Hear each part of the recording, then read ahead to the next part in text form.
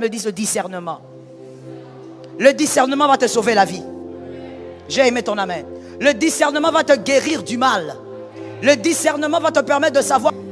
Le discernement va te faire comprendre que là où je suis, je ne suis pas à ma place, je dois partir. L'esprit du discernement. Ça ne viendra pas dans un rêve, mon frère. On ne prie pas pour ça. C'est un déséquilibre de connaissances. On discerne. La chose pour laquelle tu dois prier, tu dois dire maintenant à Dieu, Seigneur, accorde-moi un esprit de discernement. L'esprit de discernement est merveilleux. C'est un esprit que je considère comme étant un esprit essentiel pour un enfant de Dieu. Parce que l'esprit de discernement va te faire comprendre que ce qui est faible aujourd'hui deviendra fort. Sois patient, reste là. Ça, c'est l'esprit de discernement. C'est l'esprit de discernement qui va te faire comprendre que là où il n'y a pas d'eau, l'eau peut sortir d'en dessous. Sois patient. L'esprit de discernement. Le contraire de l'esprit de discernement, c'est l'ignorance, l'agitation. Ça t'amène à courir là où tu dois t'asseoir. Au nom de Jésus, que cette malédiction tombe. Là où tu dois courir, cours. Là où tu dois courir, ne t'assieds jamais. Est-ce que quelqu'un entend l'esprit parler à l'église? Quelqu'un entend l'esprit parler à l'église? Là où tu dois courir, je dis cours, ne t'assieds pas. Là où tu dois marcher, marche, ne dandine pas. Là où tu dois t'asseoir, assieds-toi et ne marche pas. C'est comme ça que Jésus a dit à Marthe, tu t'agites beaucoup. Marie a choisi la bonne part. Mais comment choisir la bonne part? Le discernement. Que quelqu'un mette ta main sur sa tête et dise, Seigneur, accorde-moi le discernement. Que Jésus te fasse grâce. Alors je vais te donner quelques éléments, quelques principes. Des principes importants à respecter, à honorer pour conserver les alliances. Certainement, plusieurs autres orateurs vont parler de d'autres types d'alliances. Mais peu importe quel type d'alliance on va te présenter ici, je te présente quelques principes. On va continuer encore demain, qui te permettront de conserver les alliances. C'est important.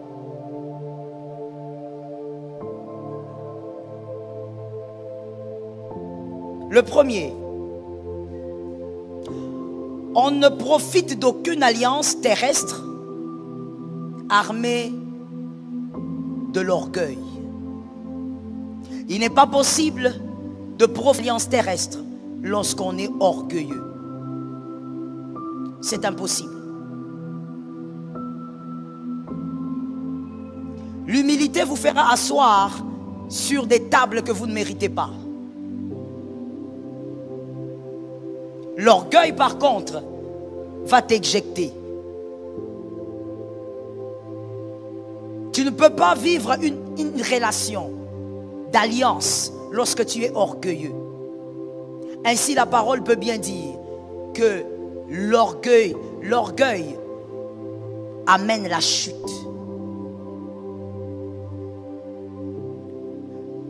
Comment savoir qu'on est orgueilleux? C'est lorsqu'on croit savoir. Lorsque vous croyez savoir. L'humilité consiste à apprendre, à se laisser enseigner, à laisser l'autre vous communiquer quelque chose. Aucune relation ne peut fonctionner avec l'orgueil au centre. Lorsque vous êtes dans une relation d'alliance, considérez que vous êtes là pour prendre, apprendre, emmagasiner, recevoir.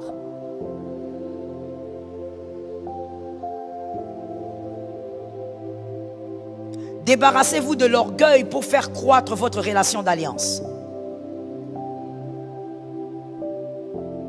J'aimerais préciser quelque chose que des fois nous les Africains, nous appelons humilité qui en réalité n'est pas de l'humilité. Le fait de se taire, le fait de ne pas parler, le fait d'être quasiment absente, ce n'est pas ça l'humilité. Parce qu'on peut se taire et être très orgueilleux. L'humilité, c'est avoir la capacité de recevoir des autres.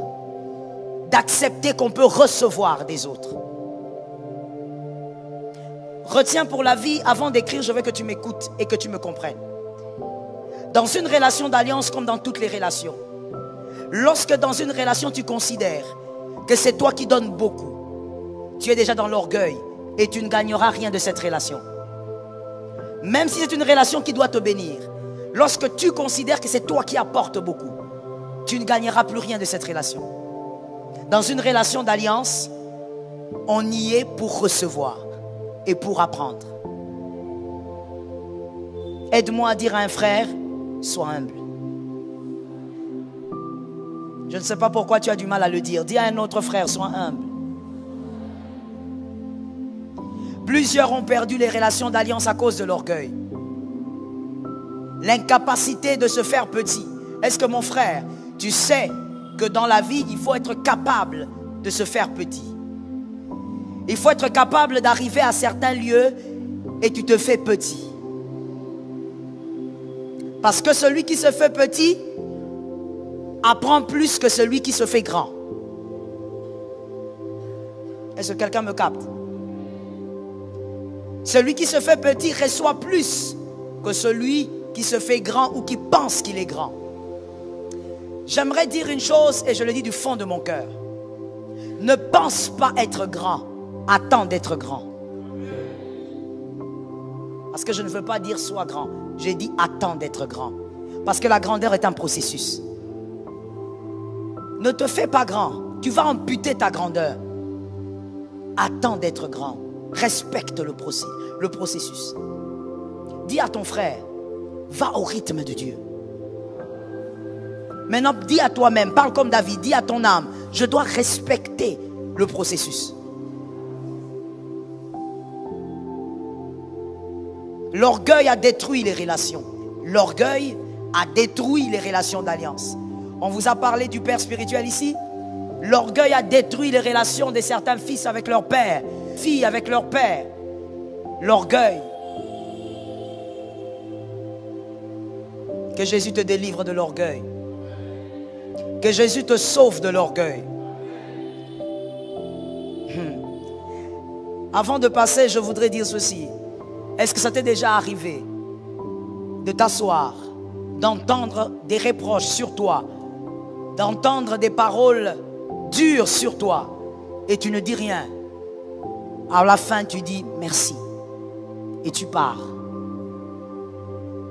Si ça t'est jamais arrivé, tu es encore très loin. Ton cœur a beaucoup de problèmes. Tu es un enfant de Dieu mais rempli d'orgueil. Tu dois savoir que ce que tu ne sais pas existe. Et on peut t'enseigner ce que tu sais mieux que ce que tu ne sais. Est-ce que quelqu'un a capté ça? Le deuxième principe qui peut vous aider à vivre une relation d'alliance. On ne tient pas compte des épines lorsqu'on a cueilli un fruit sur un arbre. Écrivez ça comme ça. On ne tient pas compte des épines lorsqu'on vient de cueillir un fruit sur un arbre. Même si cet arbre a des épines, vous allez oublier les épines parce que vous avez quoi? Yes. Parce que vous avez le fruit. Je crois que c'est un dimanche ici où j'étais en train de dire que moi, tout petite, j'aimais beaucoup grimper sur les arbres. Des fois, j'ai passé mes journées sur les arbres. Lorsqu'on grimpe sur un arbre et qu'on veut un fruit, même si l'arbre est compliqué, l'arbre glisse, l'arbre est bizarre, quand on veut le fruit, on arrive. Et on ne tient pas compte des épines. Pourquoi? Parce qu'on a déjà eu le fruit. Tu vas m'aider à faire ceci. Tu vas m'aider, tu vas aller vers 5 personnes et tu vas dire à ces 5 personnes, apprends à pardonner. J'ai dit 5.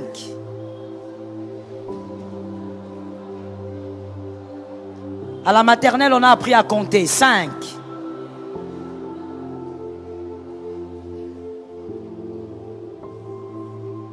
Vous l'avez fait? D'accord. Le deuxième principe pour maintenir une relation d'alliance, c'est le pardon. On ne peut pas maintenir une relation d'alliance sans le pardon. C'est impossible. Le pardon est la force de toute relation solide et pérenne. toute relation qui veut vivre longtemps, toute relation forte, son secret, c'est le pardon. Je voudrais que vous puissiez m'écouter et vous allez écrire ça après m'avoir écouté. Le pardon est la deuxième arme qui humilie l'échec. Le pardon est la deuxième arme qui humilie l'échec. Lorsque le diable veut te voir échouer dans une relation d'alliance et que tu pardonnes, le diable a échoué. L'échec qu'il avait prévu est humilié. J'ai envie de dire à quelqu'un, apprends à humilier l'échec. Je dis que c'est la deuxième arme parce que la première arme au fait qui humilie l'échec, c'est la réussite. Lorsqu'on réussit, on humilie l'échec. Lorsqu'on a des résultats, on humilie l'échec. Le pardon est la deuxième arme. À chaque fois que le diable touche à une relation d'alliance, c'est parce qu'il veut vous voir échouer. Mais au nom de Jésus, l'échec sera humilié cette année. Dans toutes tes relations d'alliance, l'échec sera... Que quelqu'un me dise, il n'y a pas de négociation. Maintenant, dis-moi, il n'y a pas de négociation, l'échec sera humilié. Dans ta relation avec ton père biologique, l'échec sera humilié. Ouais. Des fois, il y a des choses, quand ton père le fait, le diable te dit, regarde, tu as déjà grandi, pourquoi il t'humilie comme ça? Pourquoi il te rabaisse comme ça? Le diable veut créer la révolte en toi. Mais je dis, le pardon va humilier l'échec. Dans Genèse 3, je vous donne la précision du verset. Dans Genèse 3, prenons le 21. Genèse 3, 21, Genèse 3, 23. Lorsque le diable attaque le couple dans le jardin d'Éden, le but du diable, c'est de voir le couple échouer. Mais il y a une chose qui a humilié l'échec dans le jardin d'Éden. La chose qui a humilié l'échec du diable dans le jardin d'Éden, c'est lorsque Dieu a couvert le couple. Lorsque Dieu a habillé le couple, ce signe était le signe du pardon. Dieu les avait pardonnés, voilà pourquoi il les avait habillés. Avant de les chasser, Dieu les avait d'abord pardonnés. À cause de ce pardon, l'échec que le diable avait organisé dans le jardin d'Éden avait subi une très grande humiliation. Et par l'autorité du Christ, l'échec qu'il a prévu contre ta vie cette année va subir une très grande humiliation. Tu sais, tu as dit un amen, mais on dirait que tu n'as pas compris. Ton amen doit être un amen de compréhension. Il y a l'échec qu'il a planifié en ce mois d'août contre ta vie, contre ta famille, contre tes enfants. Mais tu vas utiliser une arme qu'il n'a pas vu venir. Tu vas utiliser une arme qui va humilier davantage le diable. C'est le pardon. Est-ce que quelqu'un m'entend bien? Le diable est obligé de s'incliner face à toutes les armes qu'il est incapable de posséder. Et là, parmi les armes que le diable est incapable de posséder, il y a le pardon. Peu importe sa malice, peu importe sa force, le diable n'a pas de pardon et il ne peut pas pardonner. Il ne sait pas comment on pardonne. Et cette année, tu surprendras. Je le crois au nom de Jésus. Écrivez avec moi. Celui qui est sage demande pardon. Il y a une virgule. Celui qui est sage demande pardon. Dans une relation d'alliance, il sait comment demander pardon, entretenir le pardon. Celui qui est sage demande pardon parce qu'il a compris.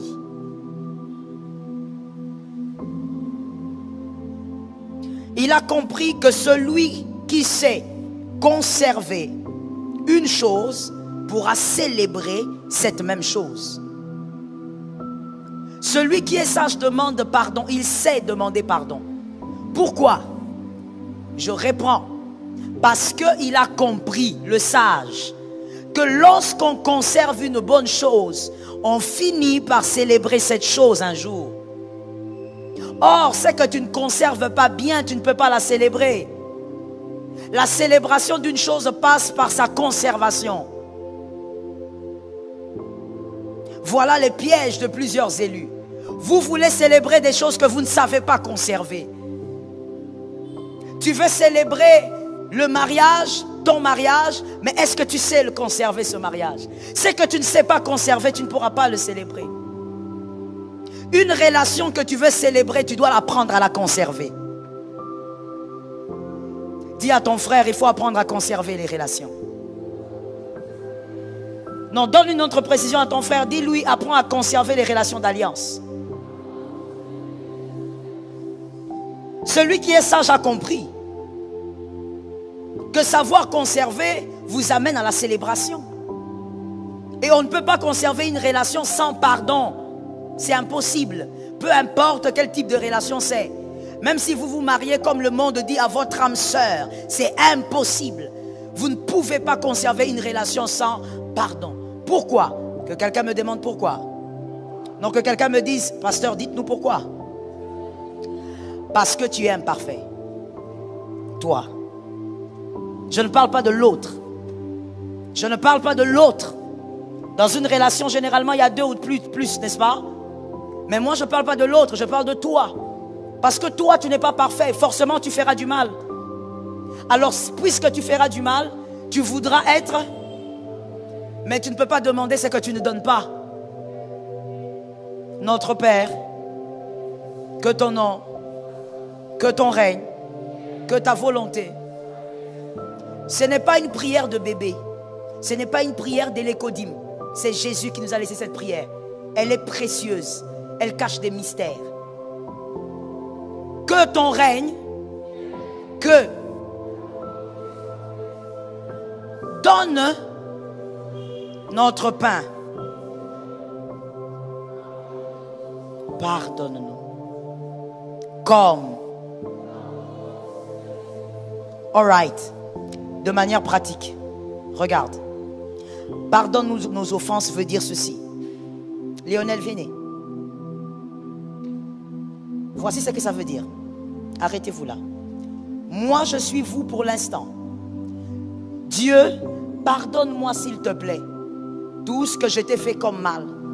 Permets, efface tout le mal que je t'ai fait. Et ces marches-ci ressemblent à tout le mal que vous avez fait. Efface tout ça. Fais-moi arriver ici. Exactement comme j'ai fait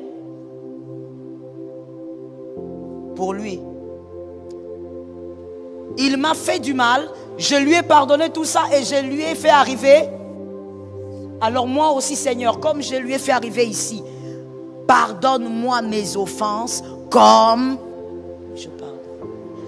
Si tu es incapable de pardonner et que toi, quand on te fait du mal, tu dis oui, mais tu pardonnes jusqu'à ce niveau-là.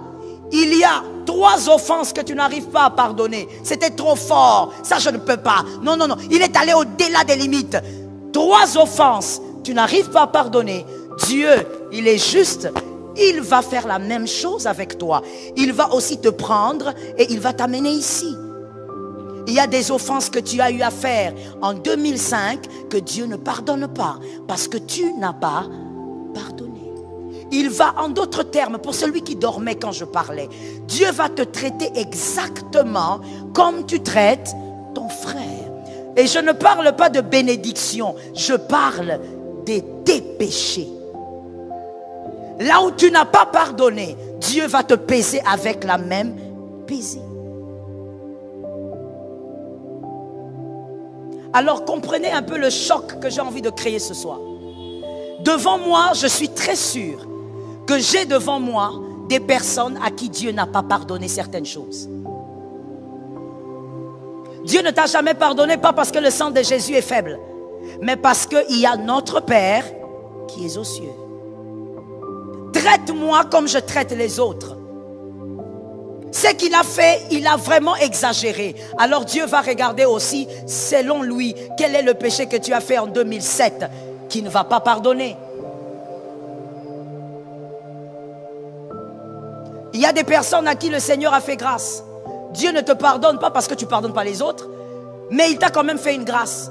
Il a mis en toi un esprit qui te fait sentir que Dieu a un problème avec toi. Ces gens-là sont là? Oui, je sais que vous êtes là. Je ne peux pas dire ça si tu n'es pas là. C'est parce que toi tu es là. Je sais ce que Dieu m'a dit. Donc je sais ce que je dis. Il y a des gens quand vous priez ici, et même seul dans vos chambres, tu as l'impression que Dieu est fâché contre toi. Il y a quelque chose que Dieu te retient. Tu demandes à Dieu, mais Seigneur, c'est quel péché?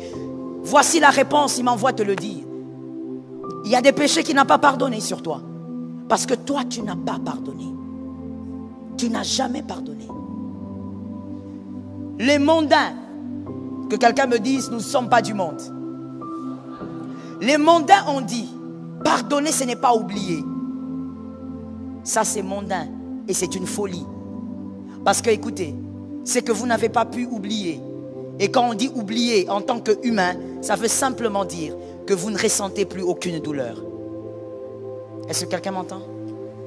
Oublier, ça ne veut pas dire que votre... comment on appelle ça encore? J'ai oublié le terme. Mais au niveau du cerveau, ce côté qui stocke les informations, qui garde les souvenirs, il y a le subconscient, mais il y a aussi la partie qu'on appelle le côté épisodique qui lui conserve les souvenirs, les mémoires, la mémoire, la partie de la mémoire. Vous n'allez pas oublier. Vous allez vous rappeler qu'il y a 10 ans, votre tante vous avait mis dehors. Vous allez vous rappeler qu'il y a 15 ans, un oncle vous avait privé des frais scolaires. Ça va rester là. Mais avez-vous toujours la douleur? Si vous avez toujours la douleur, alors vous n'avez pas pardonné à cet oncle. Alors Dieu aussi a des choses, il ne vous pardonne pas. Ce qui fait que dans l'église du Seigneur, nous avons des chrétiens remplis, mais à qui Dieu n'a pas pardonné leurs péchés. Comme nous pardonnons aussi. J'ai entendu 2 personnes, restez là monsieur. Comme nous pardonnons aussi. Tu dois le dire très sérieusement mon frère, je parle de ta destinée. Peut-être que le fameux, je ne sais pas, la fameuse promesse où c'est que Dieu a prévu pour toi n'arrive pas parce que tu n'arrives pas à comprendre ce que je te dis ce soir. Comme nous pardonnons, écoutez, la chrétienté, j'ai toujours dit à mes fils spirituels, surtout ceux qui vivent avec moi à la maison, la vie spirituelle n'est pas un jeu. La vie chrétienne n'est pas une blague. On n'est pas en train de prêcher une chose et vous démontrer autre chose. La vie chrétienne n'est pas une farce. On ne vient pas faire semblant à l'église. La vie chrétienne est l'une des choses les plus sérieuses au monde. Donne-moi un amen. On ne vient pas faire semblant. À l'église, je suis quelqu'un d'autre. À la maison, je suis quelqu'un d'autre. Non, non, non, ça c'est l'église. Ça n'a rien à voir. Ce que nous vous prêchons, c'est ce que nous vivons. Et c'est que vous devez vivre. J'ai entendu 3 amens.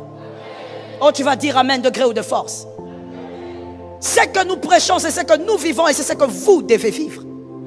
On ne fait pas semblant avec le Seigneur. Le Seigneur n'est pas notre garçon de course. Jésus n'est pas un plaisantin. Tu n'as pas pardonné. Jésus ne t'a jamais pardonné.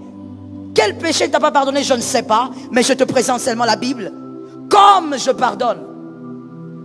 Puisque toi tu dors toujours avec la colère. Toi tu prends des jours pour pardonner. Ben tu vas prier. Et Jésus te tiendra aussi ce péché. Il te retiendra ce péché. Ainsi vous constatez, les enfants de Dieu aujourd'hui, vous êtes facilement atteignables par le diable. Les flèches sorcellériques vous atteignent. Un petit sorcier dans son coin, il t'envoie un envoûtement de loin. Et toi aussi dans ta chambre, tu fais des cauchemars, tu tombes de ton lit. Tu vois des choses bizarres, un tout petit sorcier. Pourquoi vous êtes atteignable? Parce qu'il y a des péchés que Dieu n'a pas pardonnés. Mais pourquoi il ne vous a pas pardonné? Il est amour, mais parce qu'il est écrit. Pardonne-nous comme. Jésus n'a pas dit pardonne-nous à peu près. Il dit comme. La même mesure que moi je prends pour mon frère, fais la même chose avec moi. Oh mon Dieu, des fois quand je lis ce verset, je me demande, c'était une prière ou c'était une condamnation? Je me pose des questions. Pardonne-nous comme. Tu ne peux pas vaincre dans une relation sans le pardon. Je l'ai dit tout à l'heure. Pourquoi tu dois mettre le pardon au centre d'une relation d'alliance? Parce que tu es imparfait. Je ne parle pas de l'autre, je parle de toi. Parce que toi, tu es imparfait et tu commets trop de dégâts. Parce que tu commets trop de dégâts, alors mon frère, tu dois être prêt à donner ce que toi tu donnes. Donne le pardon et tu recevras le pardon. Est-ce que quelqu'un me capte? Restez là, mon frère. Je vais expliquer autre chose. Dis à ton frère, apprends à pardonner. J'avais dit que le sage pardonne pourquoi? Pourquoi est-ce que le sage pardonne? Vous l'avez écrit, n'est-ce pas? Lisez-moi ce que vous avez écrit. Pourquoi le sage pardonne? Parce qu'il veut. Je n'entends pas. Je commence avec ceux qui sont ici. Dites-moi, qu'est-ce que vous avez écrit? Pourquoi le sage pardonne? Parce que celui qui conserve finira par célébrer. Oh mon frère, il faut retenir ce qu'on enseigne. L'église n'est pas une balade, ce n'est pas un musée. Parce qu'il a compris qu'il doit célébrer un jour. Mais il faut d'abord conserver. Est-ce que quelqu'un m'entend? Et vous comprenez que même pour avoir la capacité de conserver une relation, il faut tuer l'orgueil. C'est un schéma donc. Tu tues l'orgueil et tu vas apprendre à conserver. Tu vas apprendre à demander pardon. Tu vas apprendre à pardonner. C'est l'humilité qui t'amène à vivre dans le pardon. Ajoutez ceci. Le sage conserve pour célébrer, parce que toute bonne relation que vous conservez se bonifie. Toute bonne relation que vous conservez se bonifie.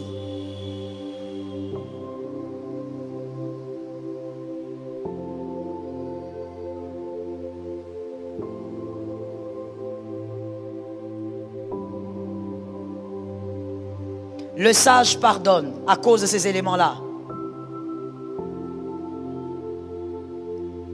Regardez maintenant ceci. Lorsque dans une relation d'alliance on pardonne, ça nous fait grandir. Je veux te choquer. Si dans un couple, on prend cette relation-là parce que ça fait partie des relations les plus fortes, en tout cas les relations terrestres les plus fortes. Si dans une relation de couple, mari et femme, je ne parle pas du copinage, mari et femme, vous savez pourquoi des fois certains psychologues, surtout païens, disent qu'il faut laisser à un couple au moins 6 ans ou 7 ans pour attester que ce couple est solide. Parce que dans 6 ou 7 ans, il y a eu assez de dégâts. Là où il n'y a pas eu de dégâts, on ne peut pas parler d'un couple solide. Parce que le couple solide passe par le pardon. La solidité du couple passe par... Lorsqu'un couple est ensemble après 7 ans, 10 ans, oh, soyez sûr qu'il y a eu des choses à l'intérieur. Et s'ils sont toujours ensemble, c'est que cette relation-là, elle est solide. Une relation d'alliance, quand il y a le pardon vous fait grandir. Celui qui a su pardonner n'est plus un bébé. Dans une relation, il a grandi. Vous savez pourquoi il a grandi? Premièrement, parce qu'il a donné quelque chose de rare, le pardon. Deuxièmement, parce qu'il est allé au-delà de l'offense. Je me demande même si vous me comprenez. Il est allé au-delà de l'offense. Je donne un exemple très banal. Dans une relation de mari et femme, la femme qui a déjà été trahie par son mari et qui a pardonné, elle est plus solide que celle qui n'a jamais été trahie. Je parle d'abord de la femme elle-même. Et la relation là est plus solide que la relation qui n'a jamais eu cette tâche-là. Est-ce que quelqu'un m'entend?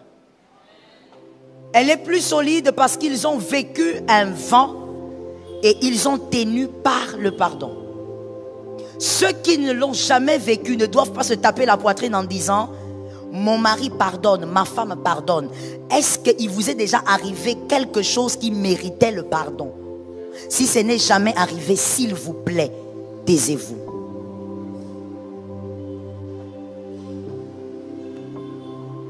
Est-ce que quelqu'un m'entend? Dans une relation d'alliance, ne te tape pas la poitrine en disant « C'est pourquoi moi j'aime pas ça, excusez-moi ». Parce que là on enseigne, ce n'est pas une prédication. Donc permettez-moi d'être très, très franche. Moi je n'aime pas les gens qui disent « J'ai fait avec le pasteur Joël 15 ans, 20 ans, je suis à l'AENA depuis 25 ans ». Ça ne veut rien dire. Ça ne veut véritablement rien dire. Parce que tu peux vivre avec quelqu'un pendant toutes ces années. Mais si vous n'avez pas traversé le train du pardon, ne parle pas de cette relation. Je vous explique ou je ne l'explique pas? Parce qu'il y a des gens qui ne me comprennent toujours pas. On peut être avec Léonel. Et je dis à Léonel, moi j'ai fait avec Léonel 15 ans. Oui, tu as fait avec Léonel 15 ans parce qu'il n'y a pas eu de bévues entre vous. Parce qu'entre toi et Léonel, malgré que vous aviez été ensemble, mais il y a toujours eu une distance qui a fait que vous n'avez jamais affronté certains vents. Quelqu'un comprend? On peut être avec quelqu'un, mais vivre avec la personne à distance pendant 30 ans.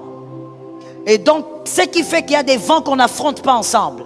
Il y a des problèmes qu'on n'affronte pas ensemble. Mais on a fait combien d'années ensemble? Alors je viens te dire, ça ne fait rien du tout que tu aies fait avec moi 25 ans. J'ai entendu 3 amens. Je te l'avais dit, tu vas le dire de gré ou de force. Je dis encore à quelqu'un, ça ne veut rien dire que tu dises que tu as fait 45 ans à l'AENA. Mais par contre, quelqu'un peut être à côté de Léonel seulement depuis 4 ans. Mais ils sont tellement proches qu'ils ont vécu des vents violents. Leur relation est plus solide que celui qui a fait 25 ans à côté de lui. Pourquoi? Parce que cette relation a subi le pardon. Là où il y a le pardon, il y a la solidité. Est-ce que quelqu'un m'entend bien? Là où il y a le pardon, c'est même un lieu qui rassure. Une relation qui n'a jamais subi des chocs ne pourra pas subir le pardon. Et pour moi, ça ce n'est pas la Bible, c'est un conseil. Comme l'apôtre Paul pouvait dire, ça ce n'est pas la Bible, mais c'est moi qui dis. Pour moi, une relation, peu importe sa nature, qui n'a jamais subi des chocs au point d'imposer le pardon, est une relation fragile et dangereuse. Une relation qui rassure, c'est une relation qui est montée, elle est descendue et elle atténue. De rien. Une relation d'alliance, on y met déjà le pardon. C'est-à-dire, avant même que Léonel ne me fasse quelque chose, je vis avec mon conteneur de pardon. Pourquoi? Parce que moi je suis imparfaite. Pourquoi? Parce que tu es imparfait. Vis avec ton conteneur de pardon. Je veux choquer encore quelqu'un peut-être ce soir en disant, madame, toi qui pardonnes beaucoup à ton mari, tu n'es pas idiote. Toi qui pardonnes beaucoup à ton mari, tu n'es pas une femme bête. Oui, je vais utiliser les mots assez durs. Toi qui pardonnes, parce que ce sont les types de mots que vous entendez dans le monde. Toi qui pardonnes beaucoup à ton mari et qui y revient toujours, tu n'es pas une femme sans cervelle. Au contraire, tu as une force que la voisine n'a pas. J'ai aimé ton amen. Je ne suis pas en train de dire que celui-là doit continuer dans la bêtise, mais je suis en train de parler de celui qui donne le pardon. Celui qui donne le pardon ne sera jamais condamné pour l'avoir donné. Dis ça à 2 personnes.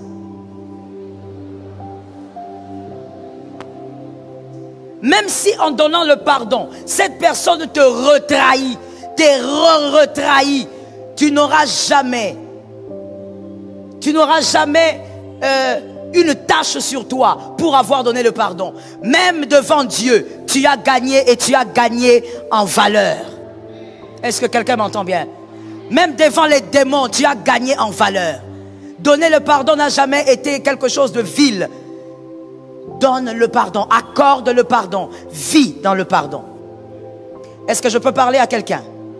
Lorsqu'on pardonne, on oh my God, Lord help me. Lorsqu'on pardonne, on ne revient pas sur les offenses.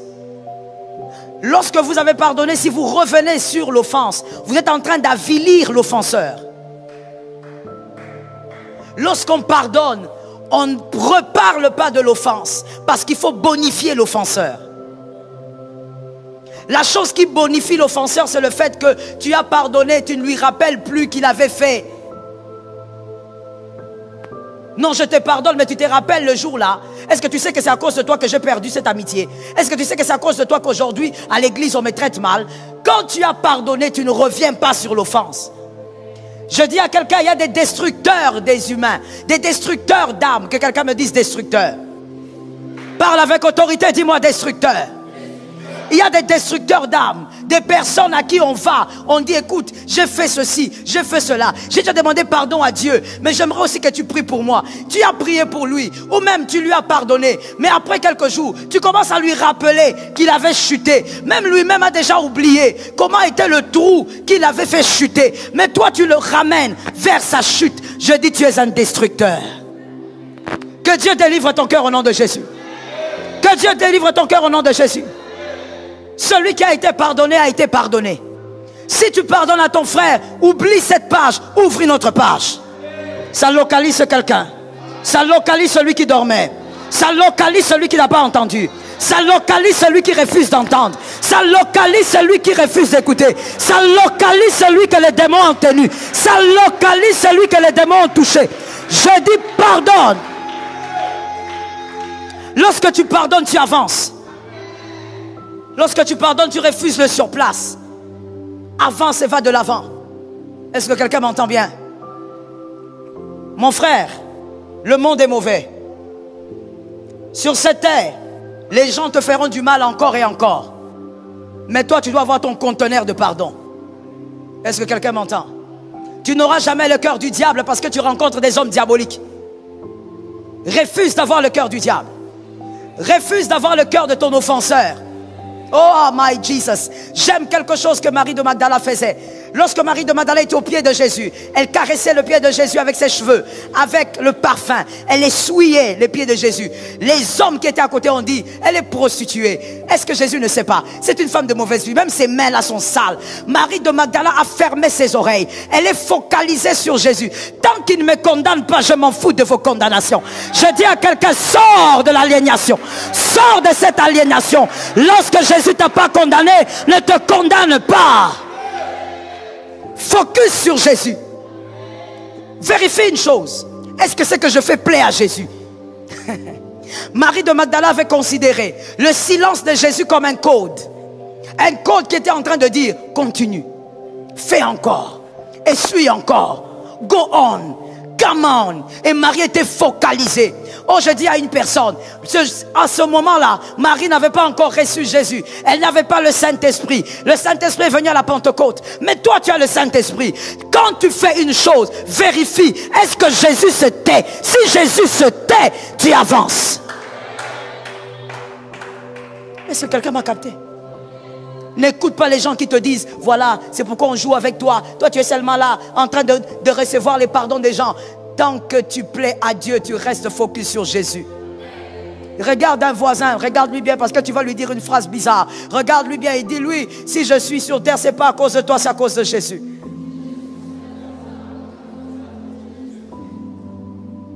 Alors pourquoi tu es embêté?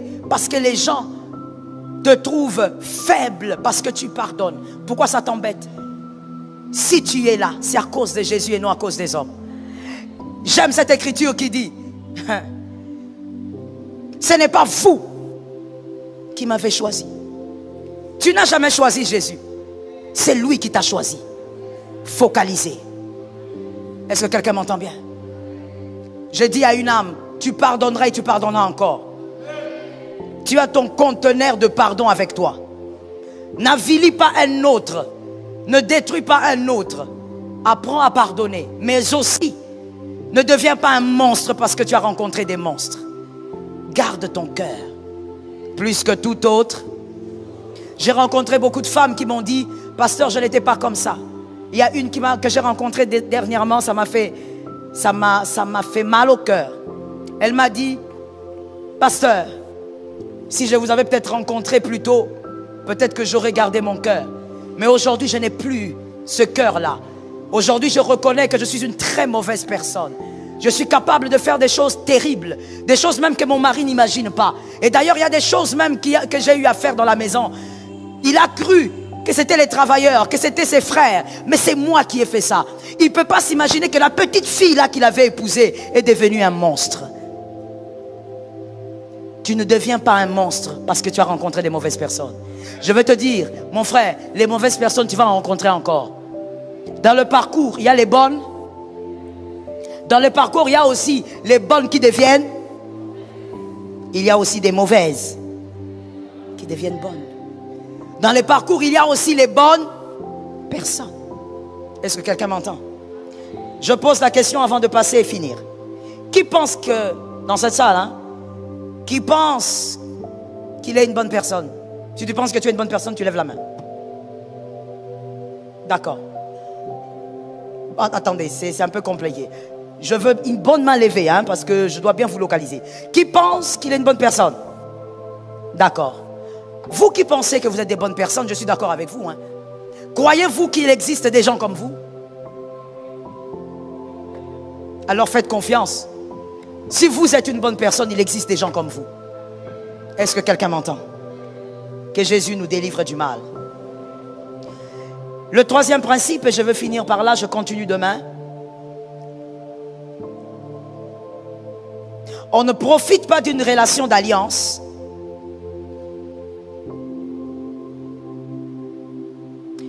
On ne profite pas d'une relation d'alliance que le Christ vous a donnée en vous accrochant au dire des hommes.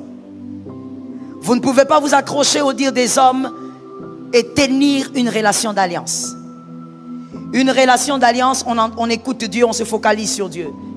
Ce que Dieu a dit sur l'alliance, c'est ce que tu vas croire. Et tu t'accroches. Lorsque tu veux réussir dans une relation d'alliance, ferme un peu tes oreilles à tout ce que tu écoutes à gauche, à droite. Est-ce qu'on est d'accord? Voilà pourquoi il est écrit dans le psaume 23. L'Éternel, Ensuite, oui. Ça, ce sont les élèves de l'Écodim qui répondent. On y va. Ensuite, I like it. Commençons par là. Il me. C'est écrit il me ou il nous. Maintenant, pourquoi toi dans les sentiers de la justice, tu veux que vous soyez? Pourquoi? Il est écrit il me. Je suis seul. Il m'amène. C'est le grand berger qui m'amène. Mais non, toi dans les sentiers de la justice, tu entends ce que Janine a dit, ce que Marguerite a dit, ce que Frédéric a raconté. Pourquoi tu es comme ça? Pourquoi tu ne comprends pas que tu es seul sur le sentier? Sois seul sur le sentier, écoute le berger. J'ai aimé cet amen là. Mais tu vas donner un autre amen pour réveiller ton voisin, il n'a pas entendu. Donne un amen, réveille le voisin. Il me. Non, non, vous savez, je l'ai dit. J'ai suivi en ligne. On vous a enseigné sur la paternité. Le dimanche, c'était magnifique. Le bishop Cléo vous a parlé sur les alliances semblables à Jonathan et à David.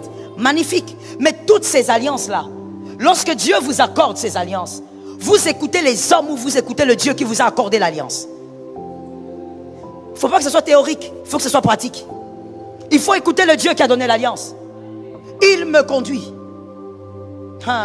Je vais choquer quelqu'un. Ce soir, il faut beaucoup choquer. Je dis à quelqu'un ceci.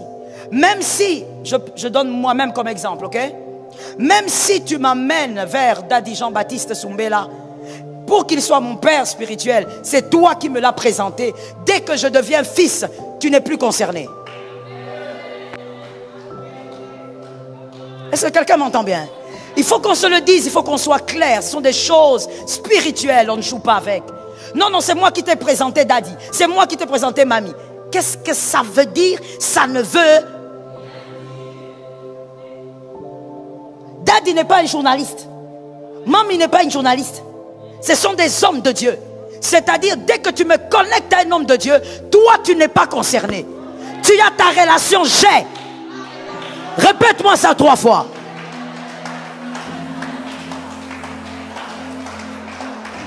La vie et la mort sont au pouvoir de la langue. Arrête de faire semblant et répète-moi. Dis à ta relation, j'ai ma relation.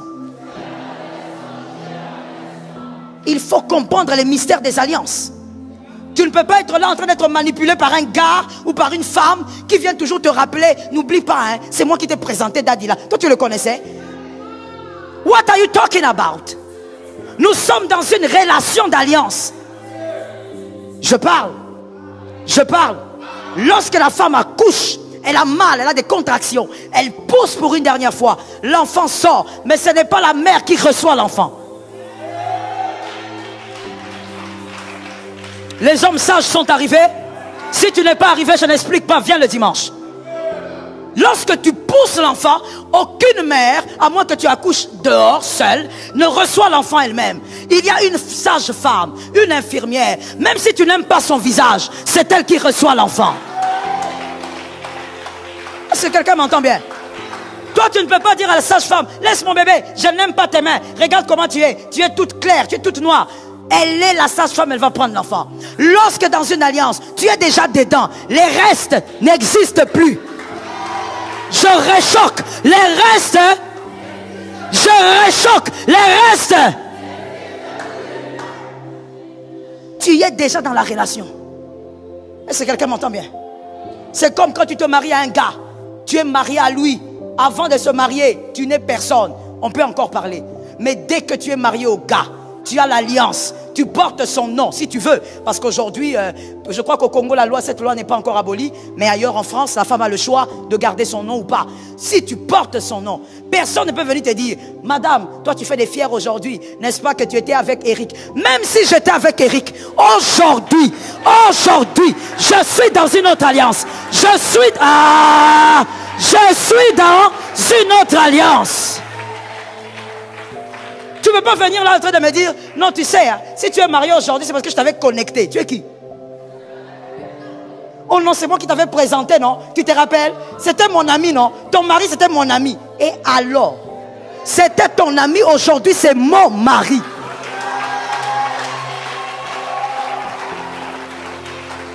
Est-ce que quelqu'un me capte bien? Quelqu'un me capte bien? C'est comme mon gars. Je veux parler de mon gars.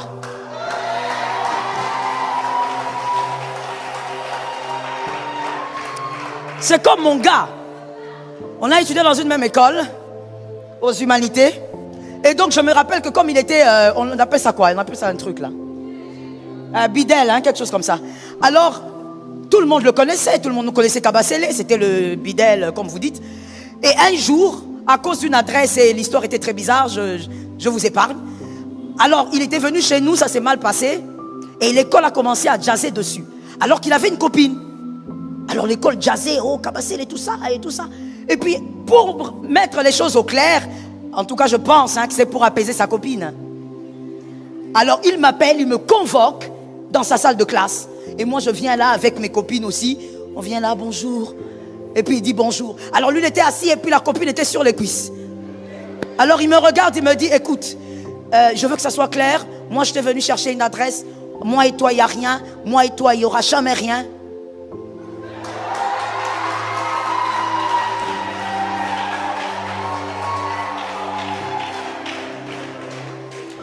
J'ouvre seulement une parenthèse pour dire, dans la vie, il ne faut pas beaucoup parler.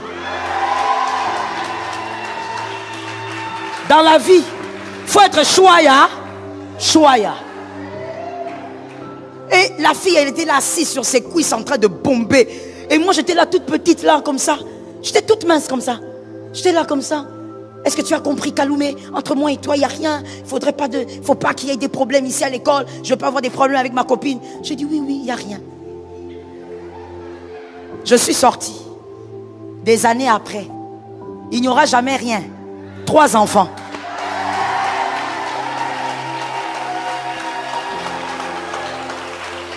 Aujourd'hui, mon frère, que tu me racontes cette histoire des cuisses là. Que tu me dises que vous avez fait 15 ans. Ce qui compte, c'est moi qui suis là.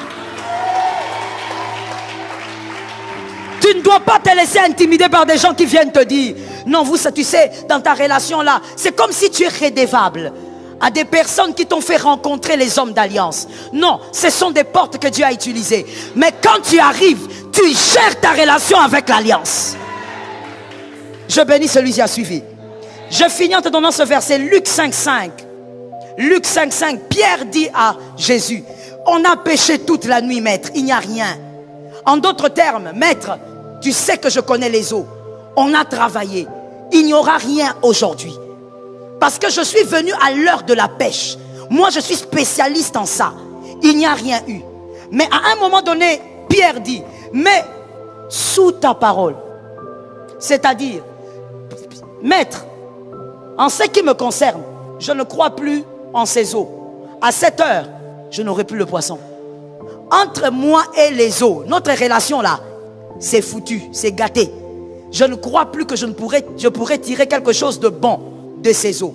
Mais parce que toi tu as parlé, je crois en cette relation parce que Dieu t'a mis dans une relation d'alliance, ça marchera.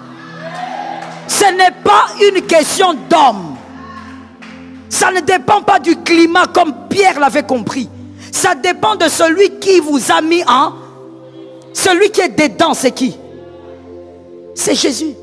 Comme Jésus a créé cette relation d'alliance, ça va?